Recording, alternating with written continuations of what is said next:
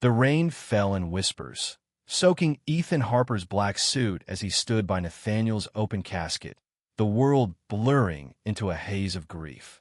3 days ago, his husband's heart had stopped, suddenly, cruelly, in the middle of a Tuesday night, and now Ethan was here, drowning in a sea of mourners, none of whom could fill the void Nathaniel left behind.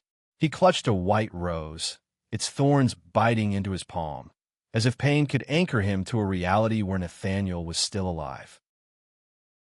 The cemetery in upstate New York was a quiet expanse of green, dotted with weathered headstones and ancient oaks. Mourners huddled under black umbrellas, their murmurs blending with the patter of rain. Ethan's eyes drifted from the polished mahogany casket to the crowd, searching for something, someone, to make sense of the ache in his chest. That's when he saw them. For men, standing apart from the rest, their faces familiar yet foreign, like ghosts from a life he didn't know. They weren't just mourners. They were here for Nathaniel, and the weight of their presence hit Ethan like a second loss. He didn't know their names, not yet, but he recognized the way they carried themselves, each distinct, each tethered to Nathaniel in a way that made Ethan's heart lurch. There was a rugged man with paint-stained hands, his eyes raw and restless. Next to him, a polished figure in a crisp suit, his jaw tight with something unspoken. A third, with wild hair and a faded leather jacket, looked like he'd wandered in from a life of music and rebellion. And the last, a quiet man with wire-rimmed glasses, clutching a worn book, his gaze heavy with regret. They didn't speak to each other, but their shared silence screamed of a past Ethan had never been part of. Ethan and Nathaniel had been married for 5 years, their love a quiet fortress built on late-night talks and shared dreams. They'd met at a bookstore in Brooklyn, bonding over dog-eared poetry collections, and build a life together in a cozy apartment filled with plants and laughter. Nathaniel, with his warm brown eyes and quick smile, had been Ethan's anchor. But now, staring at these 4 strangers, Ethan felt the ground shift beneath him. Who were they? And why did their presence feel like a betrayal? He stepped away from the casket, the rose trembling in his hand, and approached the group. The rain clung to his face, masking the tears he refused to let fall. "You knew him," he said, his voice low but sharp, cutting through the drizzle. The men turned, their expressions a mix of surprise and wariness. The artist spoke first, his voice rough. "Yeah, we did." "Ow!" Ethan pressed, his heart pounding. He didn't want platitudes or condolences. He wanted answers. The lawyer adjusted his tie, his eyes flickering with something like guilt.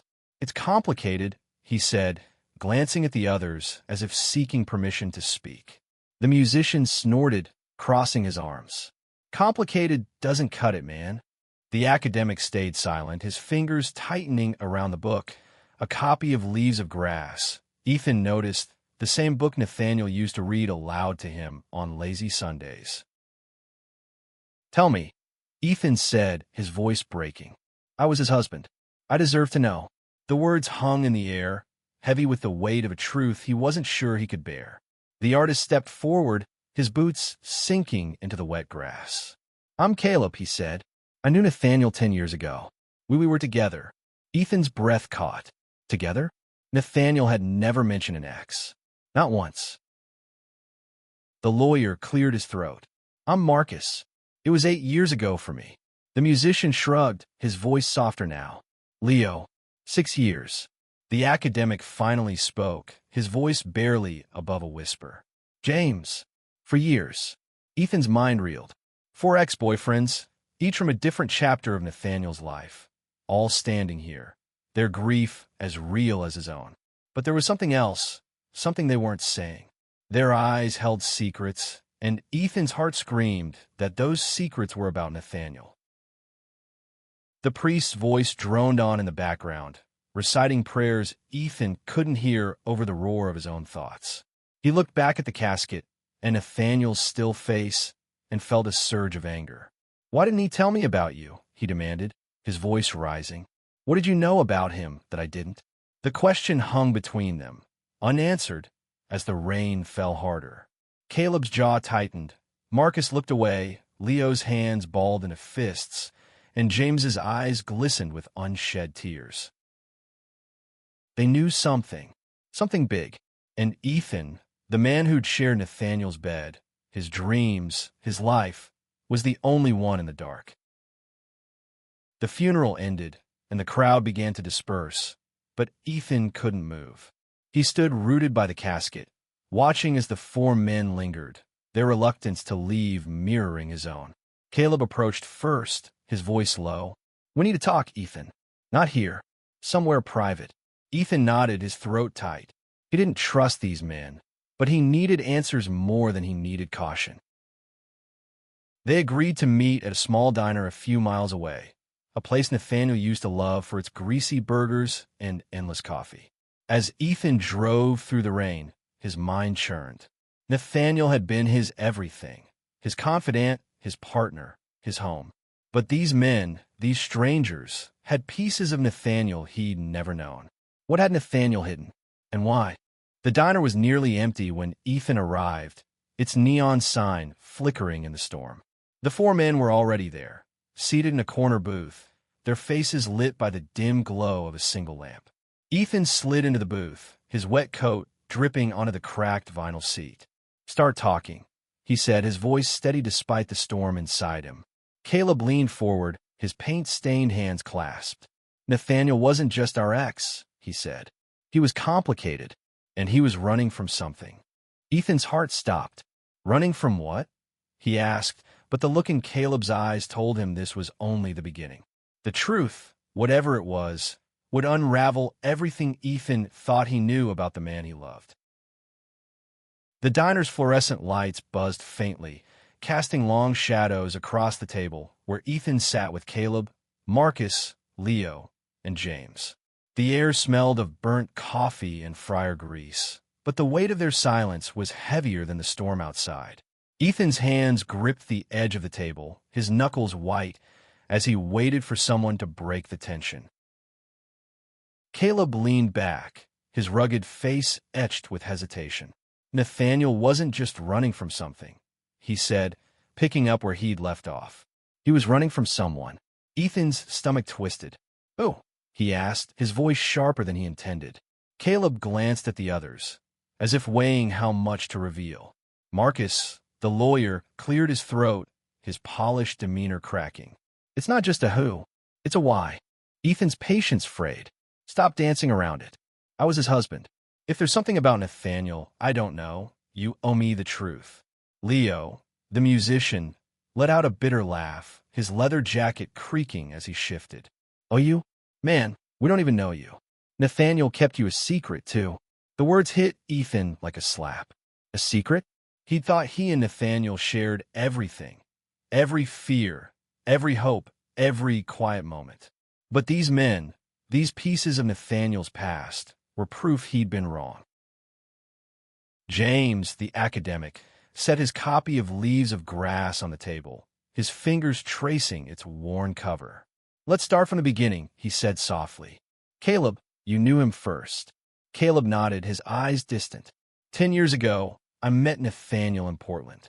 I was a starving artist. He was a barista with a smile that could light up a room. We fell hard, fast, lived together in a shitty loft, painting and dreaming. But he was restless, always looking over his shoulder, like he was waiting for someone to catch up. Ethan frowned. Nathaniel had told him he'd moved to Portland for a fresh start after a rough childhood in Chicago. No mention of a boyfriend, no hint of fear. "Catch up," Ethan pressed. Caleb's jaw tightened. He'd get these calls, late at night. Never said who they were from, but they'd leave him shaken. One night, he packed a bag and left. Said he had to go, that staying would put me in danger. I begged him to explain, but he just kissed me and was gone by morning. Ethan's mind raced. Danger? Nathaniel had been a high school English teacher, a man who loved quiet nights and old books. What kind of danger could he have been running from? Marcus spoke next, his voice clipped professional. I met him 2 years later in Boston. He was working at a legal aid clinic, helping low-income families. I was a junior associate, volunteering there. We dated for a year. He was charming, brilliant, but guarded. He'd disappear for days, no explanation. Once, I found a burner phone in his jacket. He said it was for work, but I didn't buy it. A burner phone? Ethan's voice trembled. Nathaniel had never owned anything like that. Their life together had been open, transparent, or so he'd thought. Leo leaned forward, his wild hair falling into his eyes. Yeah, well, when I knew him in Austin, he had too. Met him 6 years ago at a music festival. He was different then, looser, like he was trying to outrun himself. We played gigs together, lived out of a van for a while. But he'd get these episodes. Panic attacks, I thought. He'd check into motels under fake names. Said it was just paranoia, but I knew better. James's turn came last, his voice barely audible. 4 years ago, in Seattle, I was teaching at the university, and he was auditing my literature class. We bonded over Whitman, spent nights reading poetry. But he'd never stay over. Said he couldn't risk it. One day, he told me he loved me, then vanished. Left a note saying he had to keep moving. Ethan's head spun. Portland, Boston, Austin, Seattle. For cities, for lives, for men who'd loved Nathaniel and lost him. But the pieces didn't fit. Why the secrecy? Why the burner phones, the fake names, the sudden departures? And why had Nathaniel never told Ethan about any of it? What was he running from? Ethan asked again, his voice raw. And why didn't he tell me? The men exchanged glances, a silent agreement passing between them. Marcus spoke, his tone careful. We don't know the whole story, but we think it's tied to his family. Ethan blinked. Nathaniel had said his parents died when he was a teenager, that he had no siblings, no ties. His family? Ethan echoed. Caleb nodded. He mentioned a brother once. Said he was dangerous. That's all I got before he left. A brother? Ethan's world tilted. Nathaniel had built a life with him, shared a home, a bed, a future, and never mentioned a brother. The diner felt too small, the air too thick. What else? Ethan demanded. Leo sighed, running a hand through his hair. There's a box. He left one with each of us. Said if anything happened to him, we'd know what to do. A box. Ethan's voice cracked. What's in it? James's eyes met his, heavy with sorrow. We don't know. He told us not to open them unless he was gone. Ethan's heart pounded. Nathaniel was gone. And these men, these strangers, held pieces of his husband's life that Ethan had never touched. They agreed to meet the next day at Ethan's apartment in Brooklyn, where Nathaniel had lived with him. Each man would bring his box, and they'd open them together. As Ethan drove home through the rain, his mind churned with questions. Who was Nathaniel? Really? What had he been hiding? And what did these boxes hold that could explain the man Ethan thought he knew? Back in the apartment, the silence was deafening. Nathaniel's books still lined the shelves, his favorite sweater draped over a chair. Ethan sank onto the couch, clutching the white rose from the funeral, its petals now bruised. He thought of their last night together, Nathaniel laughing over a glass of wine, promising they'd grow old together. Had it all been a lie? Sleep didn't come. Ethan sat up, staring at the city lights through the window, wondering if the man he'd loved had ever been his at all. The morning sun barely pierced the heavy clouds over Brooklyn as Ethan paced his apartment, the air thick with the scent of Nathaniel's lingering cologne. The 4 men arrived just after 10, each carrying a small, unassuming box, metal, locked, no larger than a shoebox. They set them on the coffee table, their weight seeming to anchor the room in an uneasy stillness. Ethan's eyes darted between the boxes and the men, his heart a tangle of dread and desperation. Caleb broke the silence, his voice gruff. He gave me mine 10 years ago, said to keep it safe, no matter what. Marcus nodded, adjusting his glasses. Same here. 8 years ago. He made me promise not to look inside. Leo smirked, though his eyes were dark. He told me it was his insurance policy. I thought he was joking. James, clutching his box like a lifeline, whispered he said it was his truth. Ethan's hands shook as he reached for a photo of Nathaniel from the shelf. A candid shot of him laughing at a farmer's market, his eyes bright with life. Why didn't he give me one? He asked, his voice breaking. The question hung unanswered, a wound no one could touch. Marcus cleared his throat. Maybe he thought you were safe, that you didn't need to know. Safe. Ethan snapped. I was his husband. If he was in trouble, I should have been the one to help him. The words burned, but the truth hurt more. Nathaniel had trusted these men with his secrets, not Ethan. Caleb pulled a small key from his pocket, its edges worn. He gave me this, too, said it'd open all the boxes. The others nodded, producing identical keys. For boxes, for keys, for X's, and Ethan, the outsider in his own marriage. They decided to open the boxes one by one, starting with Caleb's. The lock clicked, and the lid creaked open, revealing a stack of letters, a flash drive, and a small notebook. Ethan's breath caught as Caleb handed him the notebook, its pages filled with Nathaniel's familiar handwriting.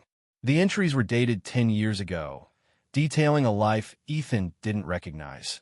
Cryptic notes about meetings, debts, and someone named Vincent. Ethan's pulse quickened. "Who's Vincent?" he asked.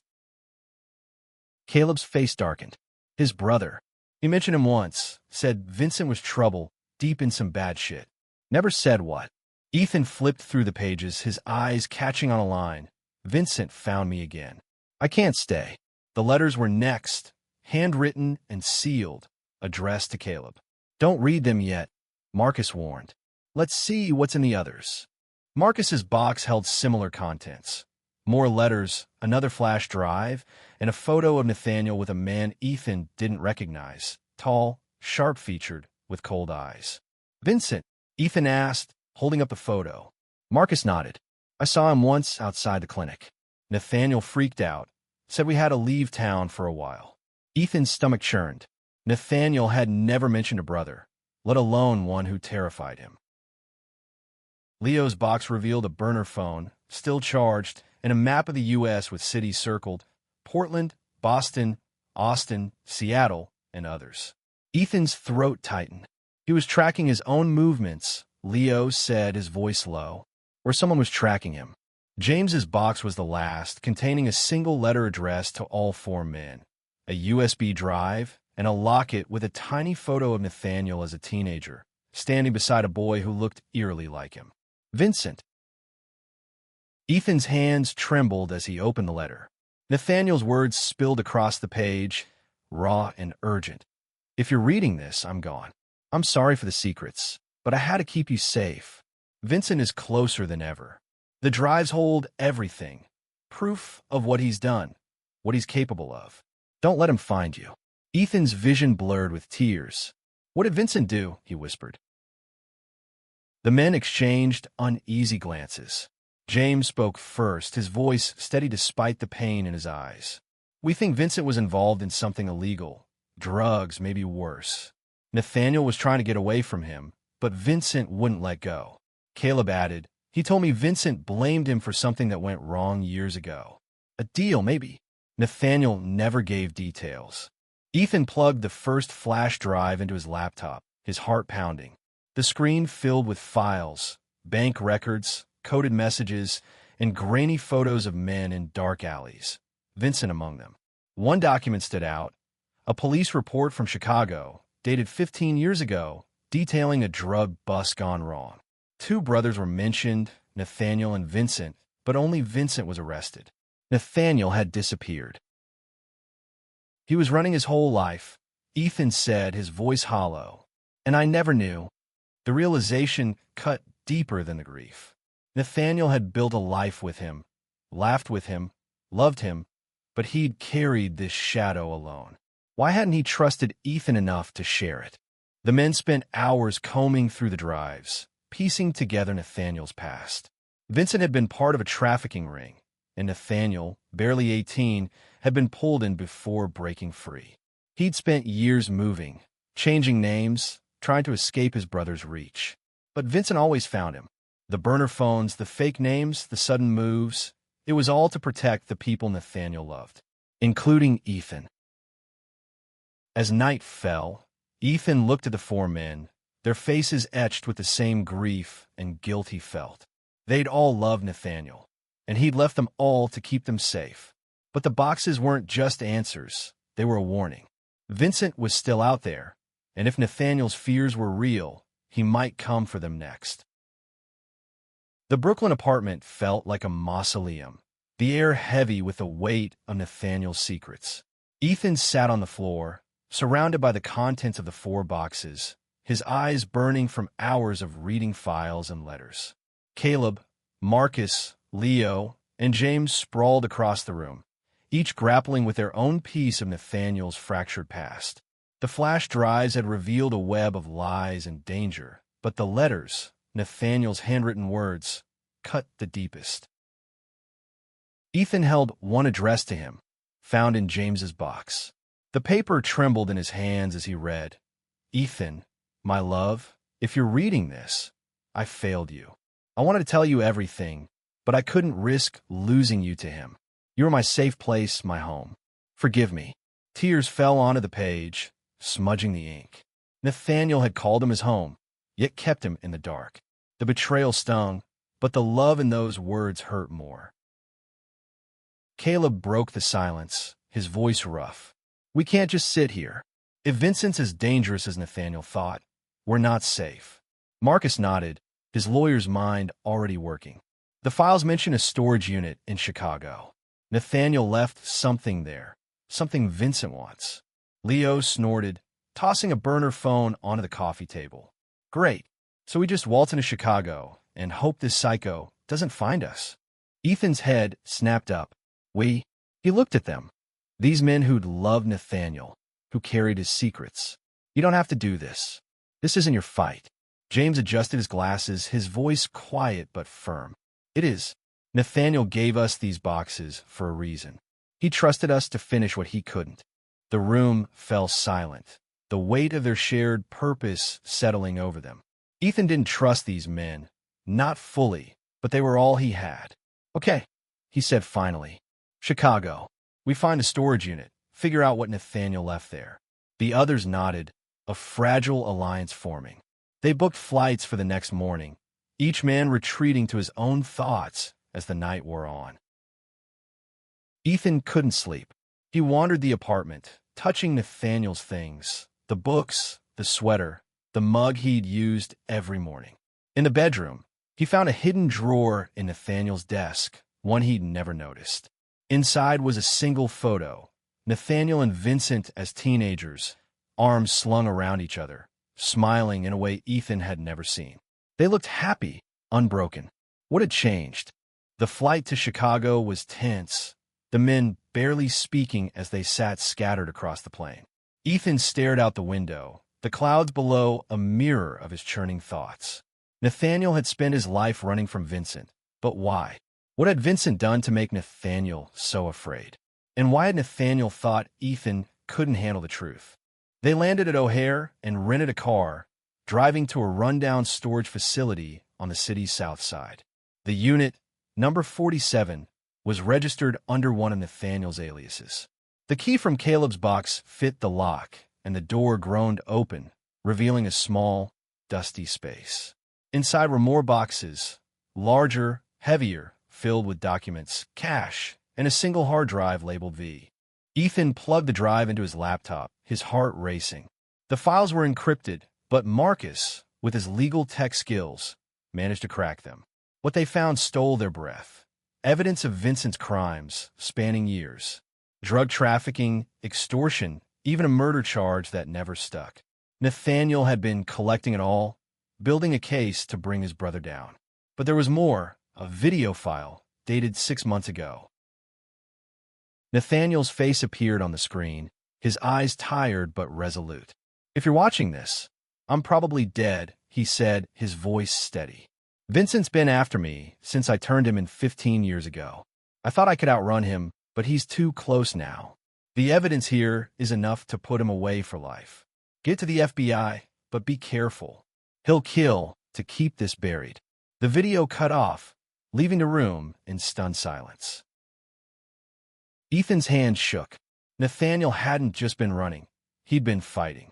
All those years, all those cities, he'd been trying to protect the people he loved while building a case against his own brother. "Why didn't he tell me?" Ethan whispered, his voice breaking. James touched his shoulder, his eyes soft. "He loved you too much to put you in danger." Caleb stood, his fists clenched. "We need to move." If Vincent knows about this place, he could be here any minute. Leo nodded, already packing the boxes into the car. Marcus hesitated, his eyes on the hard drive. We take this to the FBI, like Nathaniel wanted. But we need to be smart. Vincent's got connections. As they loaded the car, Ethan's phone buzzed, a text from an unknown number. But digging where you shouldn't. Stop, or you'll end up like him. His blood ran cold. He showed the others, their faces hardening. Vincent was watching, and he knew they were here. They drove to a cheap motel on the outskirts of Chicago, the kind of place where no one asked questions. In the cramped room, they spread out the documents, piecing together Nathaniel's plan. He'd been working with a contact in the FBI, someone he trusted, but the contact's name was missing from the files. We need to find this person, Marcus said. They're our only shot at getting this to the right hands. Ethan nodded, but his mind was elsewhere. The text, the video, the photo of Nathaniel and Vincent as kids. It all painted a picture of a man torn between love and fear. Nathaniel had spent his life protecting others, but who had protected him? Ethan's heart ached with the weight of it, the love he'd lost and the truth he'd never known. The motel room smelled of stale smoke and damp carpet, a stark contrast to the warmth of Ethan's Brooklyn apartment. The 5 men sat around a wobbly table, the documents from the storage unit spread out like a map to Nathaniel's hidden life. Ethan's eyes kept drifting to the photo of Nathaniel and Vincent, their teenage smiles haunting him. How had love turned to fear? And how had Ethan missed it all? Caleb's phone buzzed, breaking the tense silence. He glanced at the screen, his face paling. It's him, he said, showing the group another text. You have 24 hours to hand over the drive, or you're all dead. Ethan's heart pounded, the threat sinking in. Vincent wasn't just a shadow from Nathaniel's past. He was here, now, hunting them. Marcus took charge, his lawyer's instincts kicking in. We need to find Nathaniel's FBI contact. The files mention someone named Elliot, but there's no last name, no address. Leo scoffed, tossing a pen onto the table. Great. So we're looking for a ghost in a city of millions. James, ever the scholar, flipped through Nathaniel's notebook, his brow furrowed. There's a pattern here. Nathaniel used code names for people he trusted. Elliot might be in the letters. They divided the letters, each man reading silently, searching for clues. Ethan's hands trembled as he opened another one addressed to him, tucked in Marcus's box. Ethan, I wanted to tell you about Vincent, about everything. But every time I looked at you, I saw a life worth protecting. I couldn't bring him into that. The words were a knife, twisting in Ethan's chest. Nathaniel had chosen silence to keep him safe, but it felt like abandonment. James's voice cut through the quiet. Found something. He held up a letter from his box, dated 4 years ago. If anything happens to me, find Elliot Kane. He's with the Chicago field office. He knows everything. Ethan's pulse quickened. A name, a lead, something solid. Marcus was already on his phone, searching for Elliot Kane. He's real, Marcus said, his voice tight. FBI agent, organized crime division. But his contact info isn't public. Caleb stood, pacing. We can't just call the FBI and ask for him. If Vincent's got connections, they could be watching. Leo nodded, his jaw tight. We need to get a Kane without tipping anyone off. Ethan felt the weight of their situation pressing down. They were 5 men, bound by a dead man's secrets, running from a killer they didn't know. But Nathaniel had trusted them, and Ethan couldn't let him down. They decided to split up to cover more ground.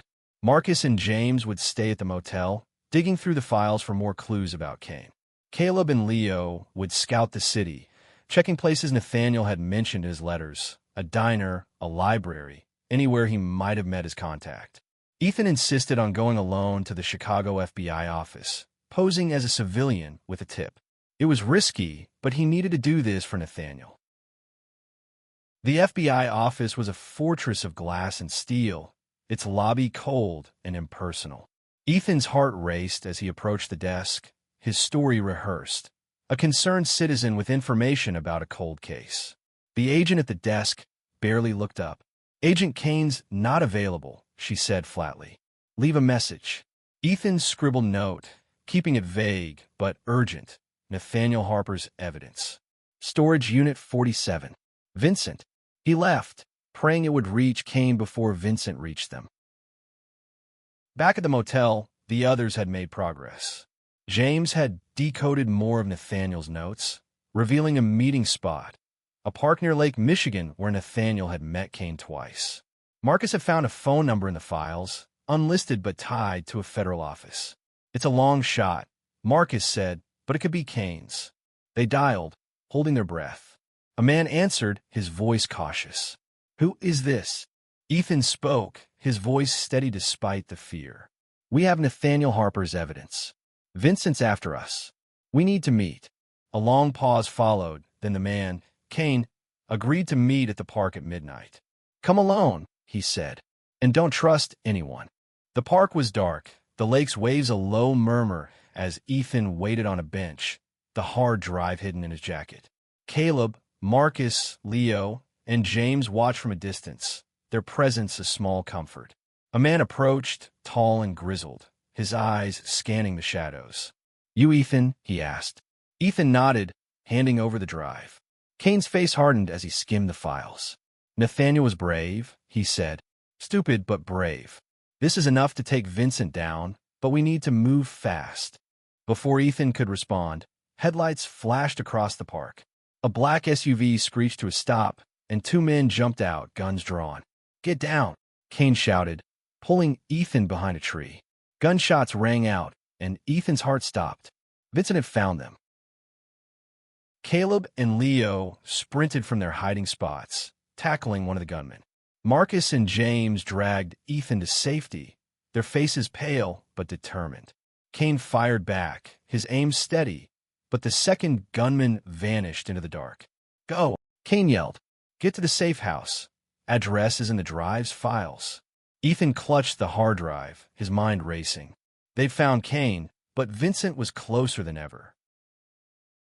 The safe house was a nondescript cabin in the Illinois countryside, its windows dark and its walls weathered by years of neglect.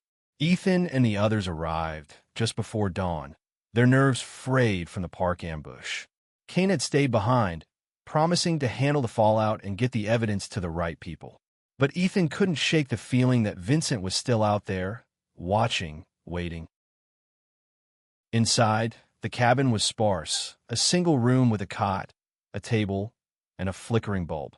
They spread the remaining documents across the table, their eyes heavy with exhaustion, but sharp with purpose. Nathaniel's life, his fears, his fight, it was all here in these papers and drives. Ethan's fingers brushed the locket from James's box, the photo of Nathaniel and Vincent as kids. "He loved him once," Ethan said softly. "What happened?" Caleb, nursing a bruised arm from the fight, shook his head. "Vincent dragged him into that world. Nathaniel got out, but Vincent never forgave him." Marcus added, "The police report said Nathaniel testified against him. That's when Vincent swore revenge." Leo, pacing, kicked a chair. "So he spent his life running, and we're the ones cleaning up the mess." James's voice was quiet but firm. "He didn't just run. He fought. Every move, every alias. It was to protect us and stop Vincent." Ethan nodded, his throat tight. Nathaniel had been a hero in his own quiet way, carrying the weight of his brother's sins alone. But now they were all in this together. The safe house wasn't safe for long. A low rumble broke the silence. A car engine, too close. Ethan peered through the window, his heart sinking as he saw the same black SUV from the park. "They found us," he whispered. The men sprang into action, grabbing what they could, documents, drives, the locket. Caleb shoved a gun into Ethan's hand, one they'd found in the storage unit. "You know how to use this?" Ethan shook his head, his hands shaking. "Then learn fast," Caleb said. The door burst open, and two men stormed in, their faces masked but their intent clear. Leo tackled one, his musician's strength surprising them both. Marcus and James dragged the table as a barricade, while Ethan fumbled with the gun, his heart pounding. Caleb fired a warning shot, and the intruders froze. "Where's Vincent?" Caleb demanded. One of the men laughed, his voice cold. Closer than you think. Before anyone could react, a third figure appeared in the doorway, tall, sharp-featured, with the same cold eyes Ethan had seen in the photo. Vincent. His presence sucked the air from the room, his gaze locking onto Ethan. "You must be the husband," he said, his voice smooth but venomous. Nathaniel always did have a type. Ethan's grip tightened on the gun, his fear giving way to rage. "Why couldn't you leave him alone?" he demanded. Vincent's smile was cruel. "He betrayed me. Family doesn't do that." Ethan's mind flashed to Nathaniel's letters, his video, his sacrifices. "He was trying to save you," Ethan said, his voice breaking. "And you killed him."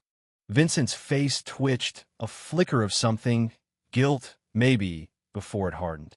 He made his choice. "Now you've got one. Hand over the evidence, or you all die." Caleb stepped forward, his gun steady. "Not happening." The room erupted, gunshots, shouts, chaos. Ethan dove behind the table, his heart racing as he fired blindly, the gun's recoil jarring his arm. When the dust settled, one of Vincent's men was down, and the other had fled.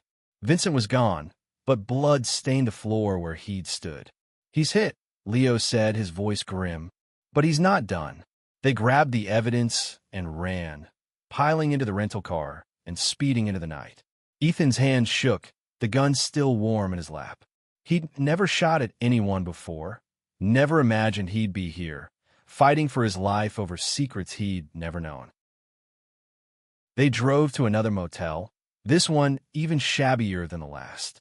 Marcus called Kane, who confirmed the evidence was now with the FBI's organized crime unit.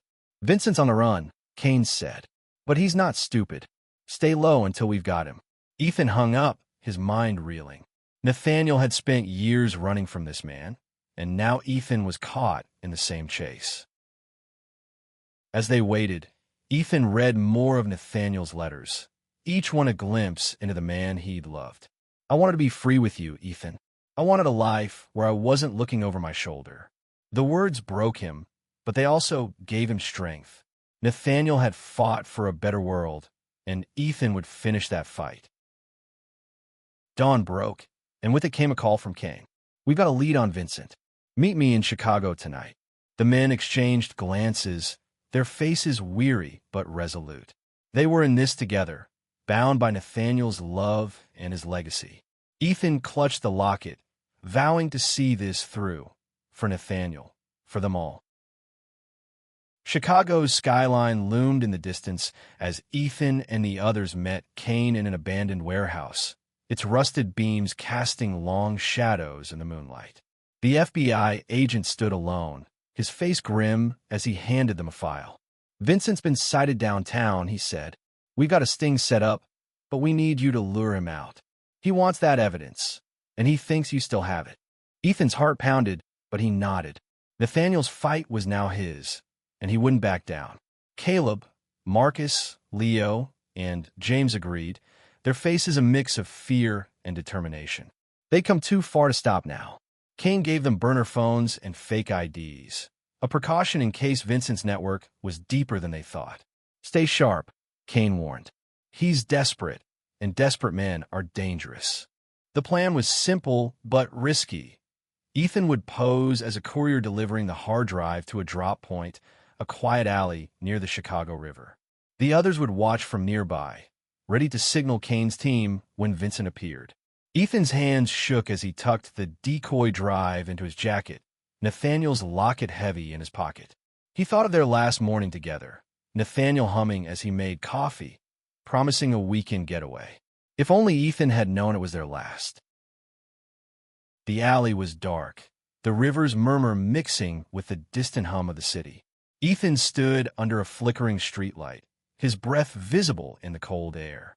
Footsteps echoed, and Vincent emerged from the shadows, his face gaunt but his eyes burning with rage.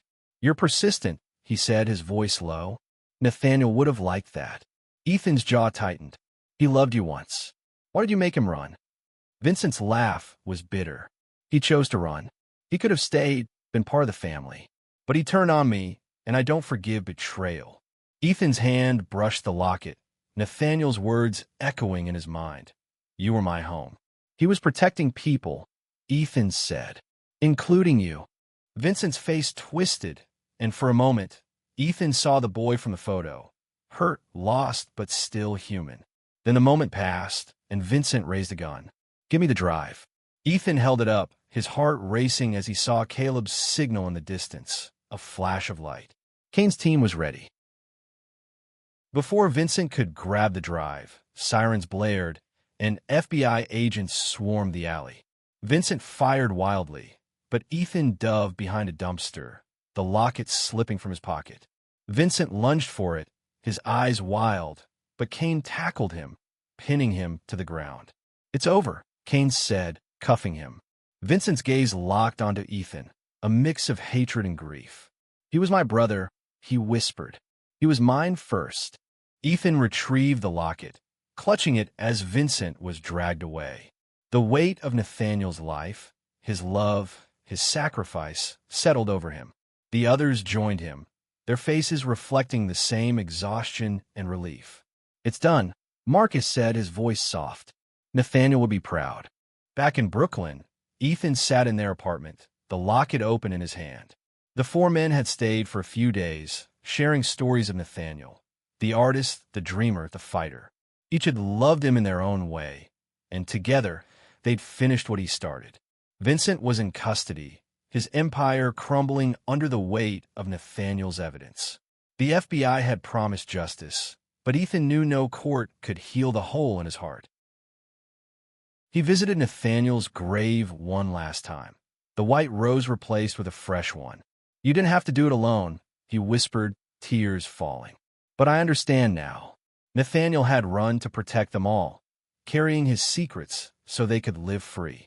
Ethan forgave him, not for the lies, but for the love that drove them. The others left Brooklyn, each carrying a piece of Nathaniel's legacy. Caleb returned to his art, Marcus to his law firm, Leo to his music, and James to his books. Ethan stayed, tending the plants Nathaniel loved, reading the poetry they'd shared. He'd lost his husband, but he'd gained a truth that bound them forever, not just to Nathaniel, but to each other. In the quiet of his apartment, Ethan opened Leaves of Grass, finding a note tucked inside, in Nathaniel's handwriting. Live bravely, my love. For me. And so Ethan would. For Nathaniel, for the men who'd loved him, and for the life they'd all fought to honor.